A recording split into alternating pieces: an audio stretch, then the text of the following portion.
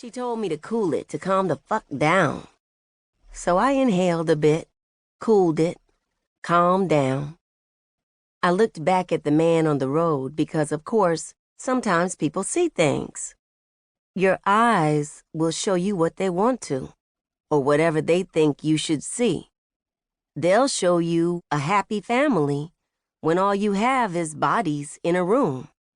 They'll show you a man worth walking out on your whole fucking life for, a man who will leave you with 3 kids and a half-rotting lot. But because your eyes are your eyes, and you know what you know, you won't see the train until it finally hits you. "That's him," I said. "Who?" said Yo. "My father," I said. And Yo blinked before she laughed. Yo used to share her apartment with some guy, but then the guy moved out and I filled in the rest of the rent. Most nights we'd hit the Heights or we'd dance with the gays in Montrose. We'd take shots downtown. We'd strut through the Galleria. No matter where we went, everyone thought we were supposed to be there.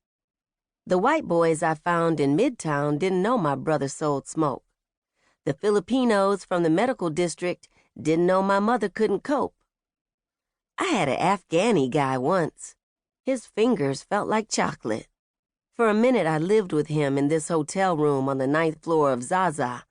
But then his visa went up and he had to fly back home. And he asked to take me with him, actually offered to fly me back. And he didn't know my other brothers sucked more dick than the peddlers on Wall, or that my mother spent whole months crying because of it. No one knew these things. What I didn't do was tell them. It took me a while to figure out that we're only who we allow ourselves to be. Eventually, I'd marry a white boy, a doofy guy who treats me well. We have a kid, an angel, and another one on the way. I say it'll be my last child, but I know he wants another. And I want him to want things. I actually like that. But at one point in my life, I wouldn't have looked at my husband twice. Or I would have 3 times. I would have laughed in his face. My father had on these tattered khakis, boots with holes in the heels. I opened the door with Yo screaming her lungs out behind me. He sped up when he saw me coming. Then he looked again, and then he was running.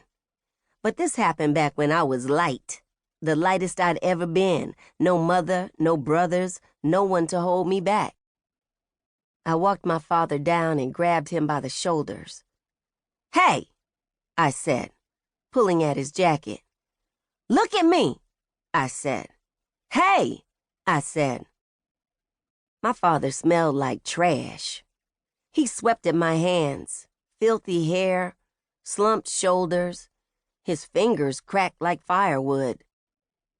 Yo was the only one who knew where I came from.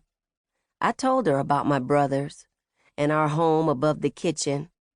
I'd tell her how Javi essentially ran a brothel out of his bedroom, or how, some nights, my mother woke up just to sit at the dinner table. Yo would brush her bangs. She'd whistle real low. Say, "Weren't you and I lucky to make it out of the crazy?"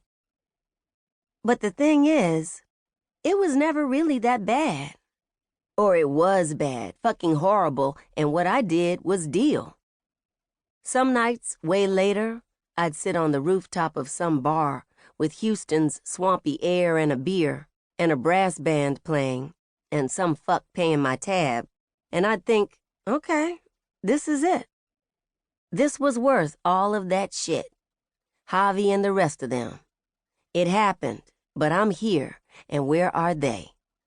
I could not even tell you. And, believe it or not, these evenings weren't far and few between. They were like mosquitoes. I'd missed them for patches, but not too long. I couldn't get enough. My father said my name once, and then once again. And then I realized it was Yo pulling at both of my shoulders. She settled behind me, kneeling on the asphalt. She stared at my father. He looked at me. I looked at Yo, and then the man beneath me